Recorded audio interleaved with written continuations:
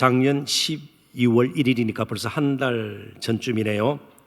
미국 국립과학공학원이라는 기관에서 한 가지 조사를 했습니다. 그리고 발표를 그날 했는데요. 우리나라 국민 한 사람이 1년 동안 버리는 플라스틱 쓰레기 양이 88kg, 건장한 그죠 남자의 그런 최고의 몸무게 아니겠습니까? 88kg을 1년 동안 저희들이 버렸습니다. 미국, 영국에 이어서 세계에서 세 번째로 많은 양입니다. 이 조그마한 이 땅덩어리에서 플라스틱 쓰레기가 그렇게 많이 1인당 배출이 되는 것입니다. 그런데 갑자기 이렇게 플라스틱 쓰레기가 많아진 것이 아닙니다. 우리나라 사람들의 생활 양식이 달라지면서 자연스럽게 뒤따라온 결과죠. 1인 가구가 많다 보니까 음식을 해 먹기보다는 배달 음식을 자주 먹게 되고요.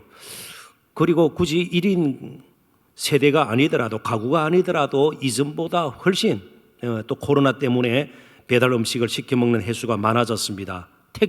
이전에 택배가 이렇게 활발하게 우리의 삶에 영향을 미친 적도 없죠. 마찬가지로 우리의 삶의 모든 부분이 다 그렇습니다. 그 사람이 가지고 있는 생각, 마음, 사상, 철학, 무엇으로 표현해도 괜찮습니다. 그런 것들이 결국 말로 또 생활로 때로는 여러 가지 사역으로 정책으로 드러나는 거 아니겠습니까? 그러니까 바울이 보낸 에베소서 이 편지뿐만 아니고 오늘 저희들이 나누게 될 에베소 교회 성도들을 위한 그의 기도도 갑자기 되어진 것이 아닙니다. 평소에 그가 교회를 어떻게 생각하고 또 성도들에게 무엇이 가장 필요한가를 알았기 때문에 이런 기도를 한 것입니다. 그리고 감옥에서 말이죠, 기도를 했습니다. 그래서 옥중 기도죠. 로마의 감옥에 감금된 동안 이때가 1차 투옥입니다. 2차 투옥 때 이제 디모데후서를 기록하게 되죠. 빌립보서, 에베소서 같은 편지는 로마 감옥에 1차로 구금되었을 때 교회에 보낸 편지들입니다. 오늘 어느 때보다도 저희들이 모임이나 만남이나 여러 사역의 제약을 받고 있습니다. 코로나 팬데믹 때문에 그렇죠. 그렇다고 해서 기도가 멈출 수는 없습니다. 오히려 힘겹기 때문에 하루하루 사는 것이 너무나도 우리에게 벅차기 때문에 서로를 위해 간절히 기도하는 것은 필요합니다. 마치 사도 바울이 감옥에 있었지만 그러니까 여러 가지 제약이 있잖아요. 공간적으로 제약이 있습니다. 자유의 몸이 아닙니다. 그가 교회를 위해서 할 수 있는 사역들이 많지가 않습니다. 그렇지만 기도는 꾸준히 했습니다. 그래서 1장에서도 그의 기도가 나오고요. 오늘 본문에 또 기도가 나오고요. 그리고 6장에 가면 하나님의 전신갑주를 입고 정말 선한 싸움을, 영적인 싸움을 싸워야 되는데 꼭 필수적인 것이 영적인 무장뿐만 아니고 기도를 해야 된다는 것을 그가 강조하고 있습니다. 따라서 우리 자신의 필요한 것만 위해서 기도할 것도 아니고요. 우리의 삶에 문제가 생겼을 때만 기도할 것이 아니고 편안할 때도, 평소에도 다른 성도들과 교회와 나라와 민족과 열방을 위해서, 선교를 위해서 계속해서 기도할 수 있어야 합니다. 그러니까 자신에게 별 문제가 없으니까 요즘 기도 안 해도 괜찮다. 아닙니다. 그것 자체가 문제예요. 기도가 중단된 것 자체가 문제입니다. 오히려 나를 억누르는 힘겹게 하는 문제가 있더라도 기도가 살아있다면 문제는 해결될 수 있고요. 훨씬 나은 영적인 자리로 나아갈 수가 있는 것입니다. 더 나아가서 오늘 저희들이 이 기도 내용 잠시 후에 살펴보게 될 것인데요. 이전에는요, 지나치게 우리가 복을 비는 것, 기복 자체가 나쁜 것 아니에요. 우리가 하나님께 복을 구하는 것 맞습니다. 그러나 지나치게 기복주의적인 모든 것이 내 중심으로 기껏해야 우리 가정 정도 혹은 또 교회 정도로 끝나는 복만 구하는 일변도의 기복주의, 이것은 좀 경계를 해야 합니다. 복음 중심적으로 기도의 제목을 정리하는 습관이 필요하고 이런 습관을 갖추도록 교회에서 잘 가르치는 것 역시 빼놓을 수 없는 사역 중에 일부라는 것 잊지 말았으면 좋겠습니다. 그래서 오늘 사도 바울이 에베소 교회 성도들을 위해서 기도했던 내용들을 그의 신학, 그의 신앙, 그의 영적인 경험, 그의 삶 모든 것이 실려있는, 용해되어 있는, 녹아있는 그 기도를 우리가 살펴보면서 우리 자신은 어떤 기도를 드리고 있고 혹시 기도가 중단된 것은 아닌지, 그리고 기도뿐만 아니고 우리의 삶을 역으로 또 돌아볼 수 있는 기회를 가졌으면 좋겠습니다. 한 3가지 정도로 이제 말씀을 나누게 될 텐데요. 첫 번째 나누기를 원하는 작은 제목은 하늘 영광입니다. 이 땅의 것을 무조건 많이 가지고 쌓는 것, 여기서 멈추는 기도가 아니고 하늘과 연결되어서 하나님 뜻을 분별하고 하나님께서 원하시는 것이 무엇인가를 잘 분간해서 하나님의 뜻이 이 땅에 이루어진 것처럼 하늘의 것들을 이제 공급받아 이 땅에 펼쳐내는 일을 우리가 해야 되겠다는 겁니다. 하늘과 연결된 삶, 우리가 스마트폰, 인터넷에는 지나치게 자주 접속을 하지만 하늘과 접속하는 일만큼도 이제 우리는 소홀히 여기지 말고 2022년 한 해 동안 계속 그 일을 감당하자, 그런 뜻이에요. 14절 15절을 보겠습니다. 이러므로 내가 하늘과 땅에 있는 각 족속에게 이름을 주신 아버지 앞에 무릎을 꿇고 비노니, 여기 하늘과 땅에 있는 각 족속은 무슨 민족 이름을 이야기하는 것이 아닙니다. 한족 뭐 이런 식으로 말이죠. 슬라브족, 이런 게르만족 이런 뜻이 아니고, 하늘과 땅에 있는 각 족속은 하늘에 이미 올라간 성도들과 저와 여러분처럼 이 땅에 아직 남아있는 성도들로 이해하는 것이 가장 자연스럽습니다. 그런데 그들에게 이름을 주셨습니다. 그 이름은 도대체 무슨 이름일까? 바로 하나님을 아버지라 부를 수 있는 하나님의 가족이라는 이름을 뜻합니다. 제가 미국에 꽤 오랫동안 거주했습니다. 그래서 미국 사람들은, 우리 한국은 그렇지가 않아요. 처녀가 어떤 남자를 만나서 결혼하면 성이 바뀝니다. 남편의 성을 따라 성이 바뀌어요. 자녀들은 물론 태어나면 아버지의 성을 따르는 것, 우리나라도 마찬가지 아니에요. 그러니까 예수를 믿으면 이제는 하나님 가족의 새로운 패밀리가, 가족이 되어서 하나님을 아버지라 부르게 되었다. 이걸 이런 식으로 표현한 겁니다. 이름이란 것을 들어서 말이죠. 좀 더 쉽게 이렇게 또 풀이할 수도 있을 것이에요. 지금은 뭐 다 장성하고 딸은 뭐 결혼까지 했으니까 그럴 일이 별로 없습니다만은, 이 두 아이가 저희 자녀들이에요. 자랄 때 필요할 것들이 있으면 꼭 저나 제 아내에게 부탁을 했습니다. 사달라, 이런 거 준비시켜달라. 특별한 경우를 제하고 들어주었습니다. 이게 오히려 애들을 망치는 혹은 해를 끼치는 것이라면 절대로 들어주지 않죠. 줄 리가 없죠. 허락하지 않죠. 그런데 한번 생각해 보십시다. 그렇게 대부분의 경우 아이들의 요청을 우리가 들어주었던 이유가 무엇입니까? 저희 부부를 위해서 뭔가 그들이 큰 업적을 남겼습니까? 막 가문을 일으키고 그랬습니까? 뭐 어린아이들이 뭐 그런 일이 별로 없죠. 혹은 또 태어나면서부터 큰 돈을 맡겨놓고 중간중간에 필요한 대로 연금 타듯이 타 쓰는 겁니까? 그것도 아니에요. 저희 부부를 위해서 뭐 자랄 때 걔들이 뭐 엄청난 일을 이루고 우리에게 큰 도움을 주고 그런 적이 없습니다. 이유는 단 한 가지밖에 없습니다. 제가 그들의 아버지이기 때문에 그렇습니다. 이제 아버지를 중심으로 한 가족이 구성되었기 때문입니다. 하나님께서 우리의 아버지가 되신다는 것을 그러므로 추상적으로 생각해서는 안 돼요. 지극히 현실적인 문제입니다. 주님께서도 제자들에게, 하나님께서 이제 정말 제자들에게 어떤 분이신가를 가르치는 기도 가운데서 이렇게 표현하셨습니다. 하늘에 계신 우리 아버지여. 물론 뭐 그 자체가 무조건 나쁘다는 뜻은 아니에요. 우리는 하나님 아버지보다 좀 다른, 더 하나님께 어울리는, 그죠? 좀 하나님이 기뻐 받으실 것 같은 아름다운 수식어들을 많이 붙이는 경향들이 솔직히 좀 있어요. 그런데 예수님은요, 하늘에 계신 우리 아버지여. 하늘은 권능의 장소입니다. 하나님께서 그 하시는 유대인들의 사고 속에 말이죠, 거기는 모든 것이 충만해요. 완전해요. 이 땅의 것은 완전하지 않아요. 완전하지 않습니다. 그래서 등수가 매겨져요. 그렇죠? 소고기가 다 완전해요? 아니에요. 1등급, 2등급이 있어요. 아이들은 어때요? 성적에 따라, 내신에 따라서 등급이 또 매겨지잖아요. 그런데 하늘의 것을 우리가 공급받는다면 하늘의 것은 항상 완전해요. 비교할 필요가 없는 것이에요. 그렇기 때문에 우리에게 오는 데까지 완전하기 때문에 우리가 원하는 시간에 공급이 안 될 수도 있는 거예요. 더욱이 제가 저희 자녀들에게 좋은 것 주기를 원하죠. 나쁜 것은 절대로 허락하지 않아요.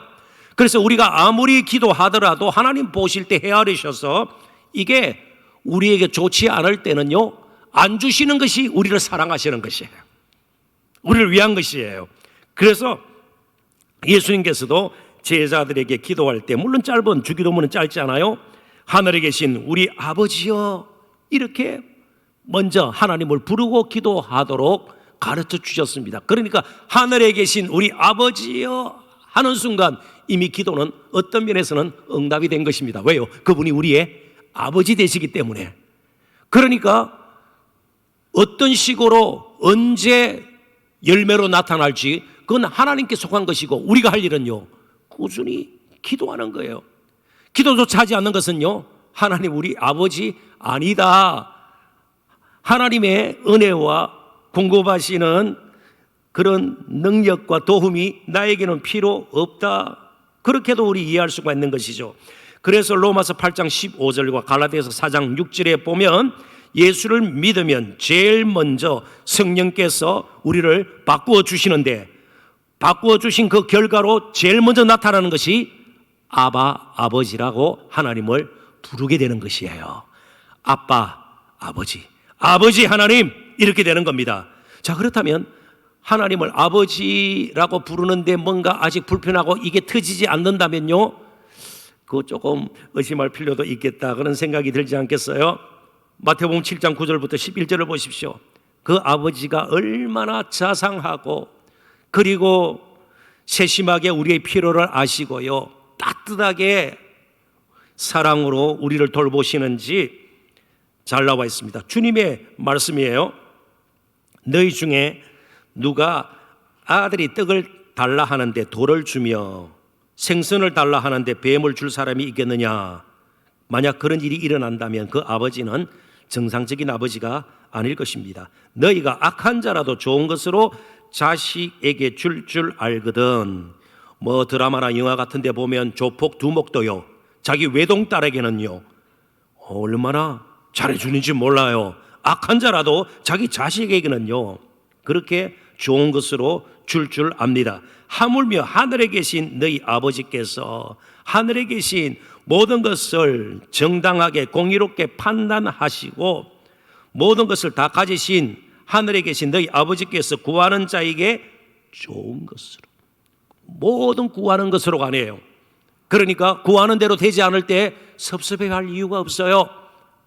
좀 기다리라, 그렇게 말씀하시는 건지도 모르고요, 오히려 지금 그게 나에게 주어졌을 때 오히려 내가 낭패를 당할 수도 있는 것이고요, 그래서 안심해도 괜찮습니다. 기도하는 것 자체가 중요해요. 안심하셔도 괜찮습니다. 하나님께서 우리보다 훨씬 지혜로우세요. 하나님께서 훨씬 우리보다 정상적인 분이세요. 완벽한 분이세요. 온전한 분이세요. 헤아려서 주실 것입니다. 그렇기 때문에 우리의 할 일은요, 하늘에 계신 우리 아버지요, 아버지가 얼마나 이게 좋은 거예요. 그래서 로마서 8장 32절에 그 아버지의 사랑에 대해서 사도 바울은 이렇게까지 고백을 했습니다.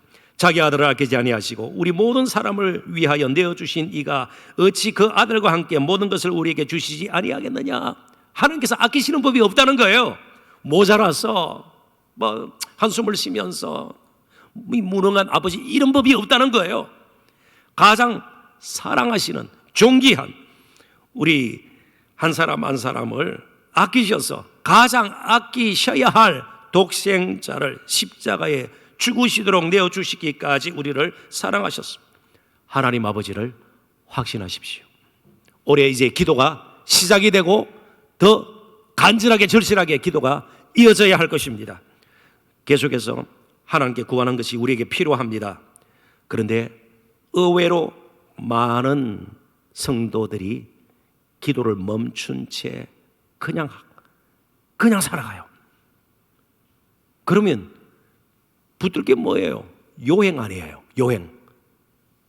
그러면 믿지 않는 사람들과 마찬가지로 재수 좋다, 횡재다, 대박이다 이런 말 왜 쓸 게 뭐 있겠어요? 무슨 영적 경험, 간정, 그리고 마음속 깊이서 우러나오는 고백이 있을 수 있겠냔 말이죠. 그래서 제가 좀 이런 예를 들면서 이 부분에 대해서 더 강조를 하고 싶습니다. 최근 나온 통계에 제가 봤는데요, 지난 1년간 서울 지하철에서 잃어버린 휴대전화가 18,670대 정도라고 그래요. 많은 사람들이 휴대전화를 잃어버려요. 사용을 그만큼 많이 하기 때문에 그렇습니다. 그런데 휴대전화를 분실한 것을 제가 읽었던 그 글에는요, 영혼 이탈, 막 넋이 나간 것처럼 표현하는 거예요. 보통 사람들이 표현하는 것처럼 정신이 나간 것, 영혼 이탈, 세상과 단절되어서 내가 어떻게 언제 혼자 살고, 그러면서 막 연려근심에 빠지고요, 그것 때문에 스트레스가 쌓이고 그렇습니다. 실제로 휴대전화 안에 뭐 많은 것도 들어있지 않아요, 그죠? 전화번호도 들어있고 심지어 신용카드도 넣고 다니는 분들도 있지 않아요? 뭐 불편한 것이 많죠. 그러니까 휴대전화가 그만큼 우리 삶 깊숙한 곳에 들어와서 영향을 미친다는 거죠. 저희 부부도 혜택을 누리는 것 사실입니다.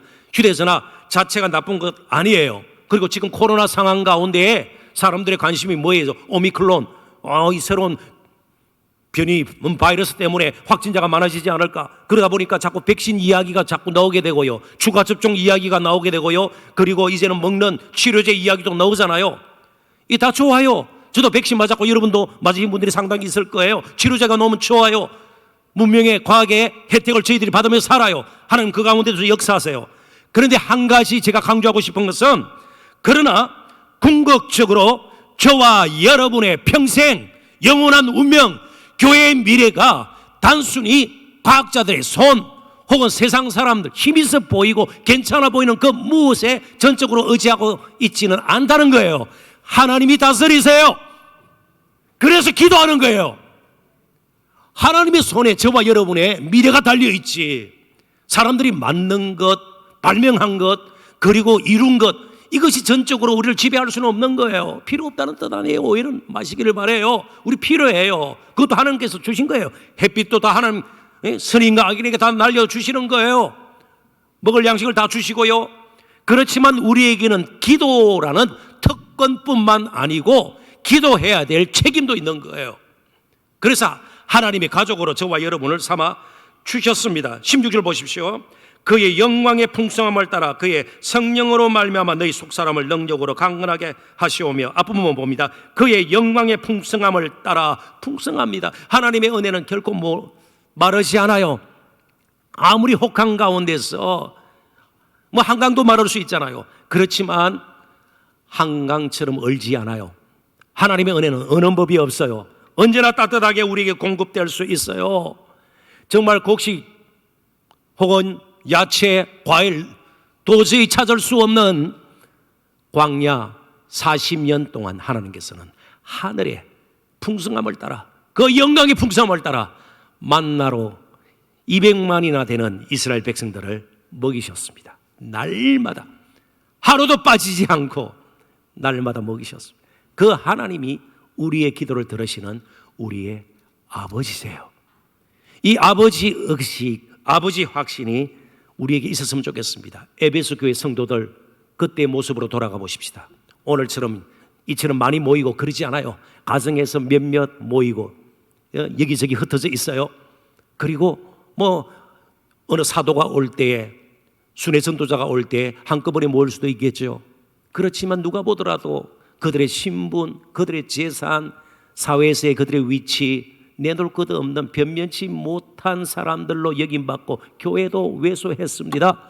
그러나 세상 사람들이 모르는 것 있었어요. 뭐예요? 그들의 진정한 아버지가 누구인가를 몰라요. 오늘 저와 여러분의 참 아버지가 어디 계세요? 이게 진정한, 요즘 말로 아빠 찬스 아니에요? 하나님이 우리의 아버지세요. 두 번째로 건강 검진하셔야 됩니다. 그러니까 병원 같은 데 가서 혈압 재고 뭐 CT 촬영하고, 제가 그런 거 지금 이야기하는 것이 아니에요. 당뇨병 검사하고요, 속 사람 상태가 어떤지 건강검진을 해야 된다, 그런 뜻이에요. 속사람의 건강상태 16절을 다시 봅니다. 그의 영광의 풍성함을 따라 그의 성령으로 말미암아, 성령의 우리의 주치의예요.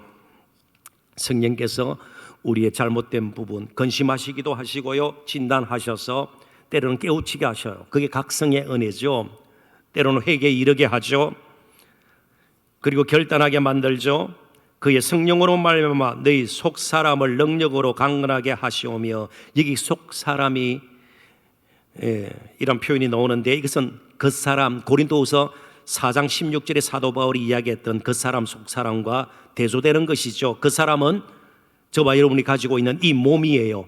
이 육체, 이 겉사람. 그런데 속사람은 그러면 뭔가? 예수 그리스도를 믿음으로 말미암아 가지게 된 새로운 마음과 새로운 삶의 태도를 지닌 거듭난 사람, 새롭게 태어난다. 몸이 하나 더 있는 것처럼 표현하잖아요. 새로 거듭났다. 육신을 입고 있지만 거듭난 사람, 새로운 피조물로서의 또 저와 여러분이 있는 거예요.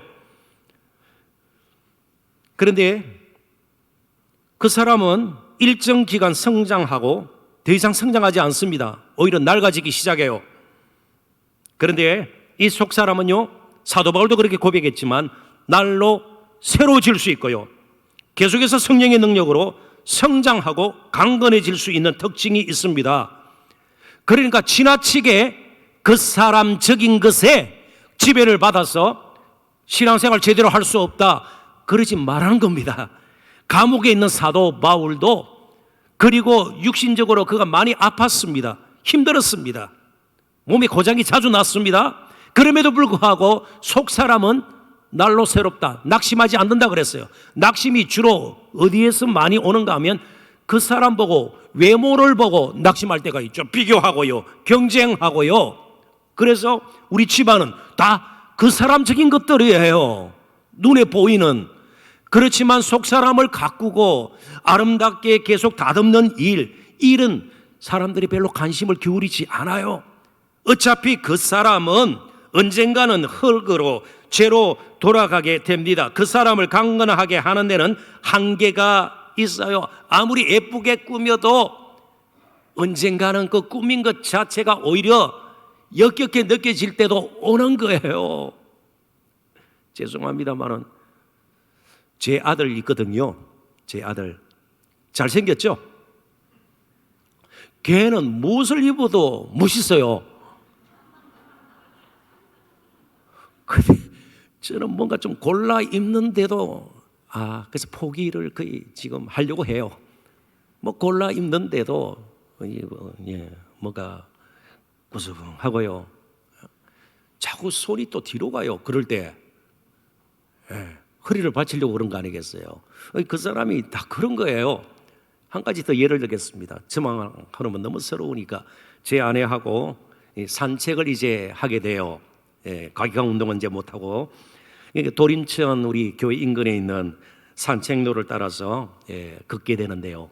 한 10년 그래도 몇 년 전, 제가 이렇게 좀 아프기 전에는 안양천 만나는 데까지 걸어갔다 왔어요. 10km가 넘어요. 근데 어느 순간부터 신도림역까지만 이제 가고 돌아와요. 그러다가 대림역, 그리고 최근에는 구로 디지털역까지 함께 갔다가 아주 자연스럽게 서로 아주 다정하게 말하면서 이제 우리 돌아가지 뭐, 걷는 양이 점점 주는 거예요. 오래 걸으면 몸에 이제 부담이 되고 이상이 오는 거죠. 누군가 다 예의 없이 우리는 다 이런 순간이 와요. 그럴 때 주목할 것은 그 사람이 아니고 속 사람이에요. 자, 속 사람이 강건하면 그 사람 때문에 아이고 이제 늙어서 아무도 나를 알아주지 않고 신세 타령하고 그러지가 않아요. 뭐가 생각이 나는가 하면 고린도서 5장 1절과 2절이 생각이 나요. 한번 잘 들어보십시오. 만일 땅에 있는 우리의 장막집이 무너지면, 건물 비유를 가지고 사도 바울은 육신의 몸과 부활한 영광의 몸을 지금 대조하고 있습니다. 만일 땅에 있는 우리의 장막집이 무너지면, 이 말은 우리가 죽으면, 육체적으로 이 땅에서 죽으면 그런 뜻이에요. 하나님께서 지으신 집, 곧 손으로 지은 것이 아니요 하늘에 있는 영원한 집. 이건 병들지가 않아요. 무슨 혈압약을 복용하고 당뇨약을 먹고 뭐 이런 게 아니에요. 영원한 집, 영광스럽게 부활한 몸이에요. 전혀 쇠퇴하지 않는, 낡지 않는, 늙어가지 않는 우리에게 있는 줄 아느니라. 참으로 우리가 여기서 탄식하며 하늘로부터 오는 우리 처소를 들었기를 간절히 사모하노라. 그러니까 그 사람에게 매여가지고 날마다 한탄하고 낙심하고 이게 아니라 이 한 몸이라도 주님 만나는 그 순간까지 주님의 뜻 이루는데 드려야 되겠다. 몸밖에 드릴 것 없어. 이 몸 드립니다. 이렇게 고백하고 결단할 수 있는 것은 속사람이 강건할 때예요. 이 나이에 관계없어요. 젊었기 때문에 더 찬양을 많이 하고, 시간이 남아 돌기 때문에 더 헌신하고, 물질이 있기 때문에 더 헌금 많이 하고, 다른 사람도 없고, 그러지 않은 거예요. 속사람의 건강도에 따라서 그 사람이 어떻게 드려지고, 그 다음에 우리가 가지고 있는 것들이 어떻게 사용되는가 결정이 된다, 그런 뜻이에요. 자, 그렇다면 2022년 속사람을 강건케 하는 일에 이제는 좀 관심을 기울이고요, 건강검진을 받고 어디서 부족한지, 어디서 문제가 생겼는지 우리가 판단을 하고 이제는 결단할 필요가 있습니다. 20절을 다시 한번 봅니다. 우리 가운데서 역사하시는 능력대로 우리가 구하거나 생각하는 모든 것에 더 넘치도록 능히 하실 이에게 하나님은 절대로 모자라지 않습니다. 아끼지 않습니다. 최상의 것으로, 가장 좋은 것으로 우리에게 베푸시는 분이십니다. 그러려면, 그런 하나님을 확신하고 기도하려면, 그런 하나님을 확신하고 예배하려면, 그런 하나님을 확신하고 우리가 사역에 임하려면 속사람이 강건해져야 합니다. 자꾸 잊어버리니까요. 계속 속사람이 성장해야 되는 것입니다. 자, 그렇다면 가장 구체적으로, 그리고 가장 지금 실질적으로 우리에게 필요한 것이 무엇인가? 세 번째, 복음으로 부흥을 경험하는 겁니다. 지속적인 복음의 은혜와 능력을 잊고 우리가 계속 사는 겁니다. 주님을 떠나서는 살 수 없노라.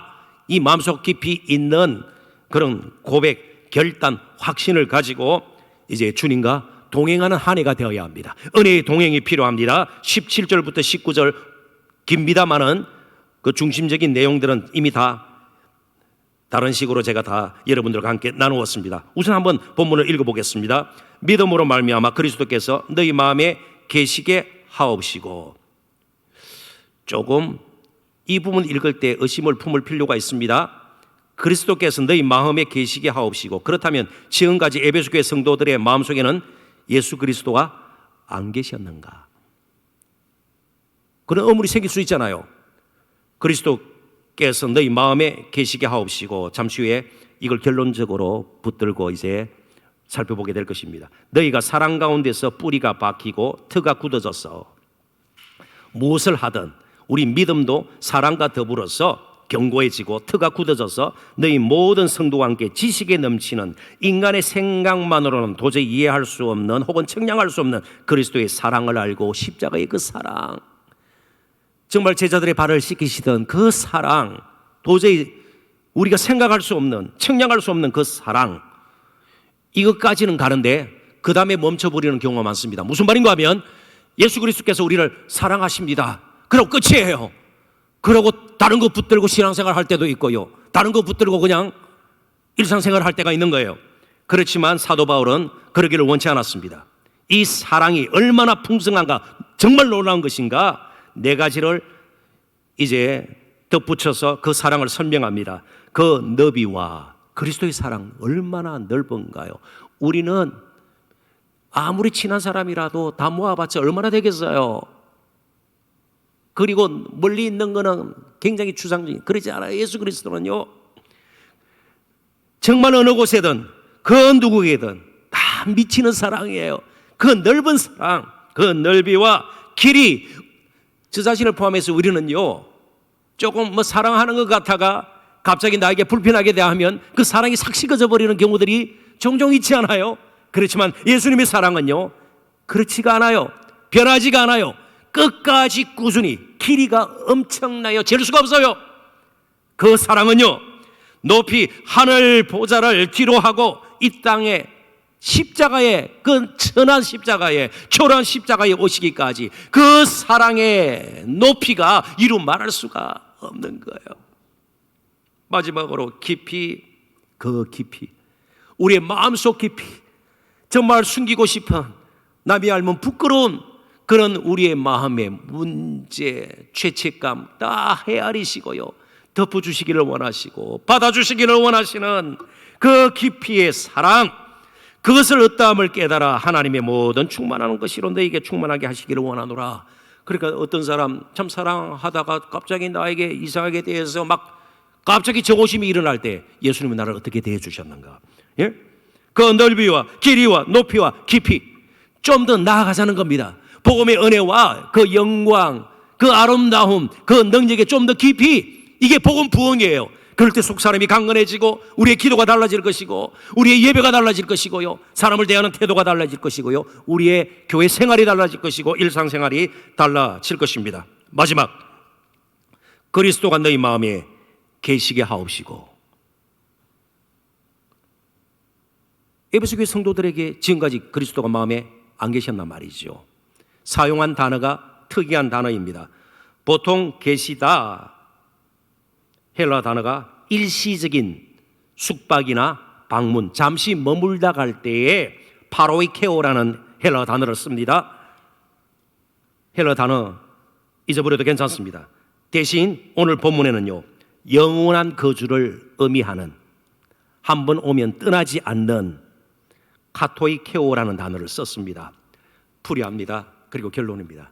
이제부터 그리스도가 저 멀리 있는 분으로, 예배 때만 등장하는 분으로, 성경 공부 때만 접하는 분이 아니라 남은 평생 그 사람 가지고 사는 동안 우리 마음 중심에, 삶의 보좌에 그분이 주인이 되셔야 돼요. 그분은 하숙생이 아니에요. 투숙객이 아니에요. 우리의 삶의 중심에 진정 주님으로 모시고 왕으로 모시고 계속해서 그분과 동행하는 한 해가 되었으면 좋겠습니다. 그리고 그럴 때 그 사랑, 가까이서 그 사랑, 그 너비와 길이와 높이와 깊이를 날마다 경험하면서 그러한 것들이 우리의 사랑과의 관계에서, 그리고 우리의 사역 가운데에, 일상생활 가운데서도 열매로 드러나 정말 2022년 올 한 해도 기쁨 충만한, 감사 충만한 한 해가 될 수 있기를 주님의 이름으로 축원합니다. 기도하겠습니다.